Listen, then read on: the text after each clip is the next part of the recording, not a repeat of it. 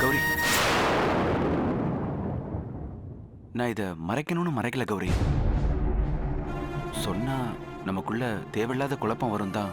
அதுக்காக ஒருத்தி இந்த மாதிரி கேவலமா நடந்துகிட்டத மறைச்சே வச்சிருப்பீங்களா? தங்கதுரை அண்ணன் வந்து சொல்லாம இருந்திருந்தா கடைசி வரைக்கும் இது தெரியாம போயிருக்கும். சொல்லுங்க, அதான் முழுசா நினைச்சாச்சுல, அப்புறம் எதுக்கு முக்காடு? தங்கதுரை அண்ணன் சொல்லாம இருந்திருந்தா நான் எதுவும் தெரியாத முட்டலா இருந்திருப்பேன்ல. இல்ல கௌரி, நான் பல தடவை உங்ககிட்ட சொல்ல நினைச்சேன், ஆனா சொல்ல முடியல. ஏன் சொல்ல முடியல? அதான் சொல்றேனே, அவளால நமக்குள்ள தேவையில்லாத பிரச்சனை வரக்கூடாதுன்னு தான். இப்போ நமக்குள்ள வந்திருக்கிறது பிரச்சனை இல்லையா? சொல்லுங்க, இப்போ நமக்குள்ள வந்திருக்கிறது பிரச்சனையா இல்லையா? பிரச்சனை தான்.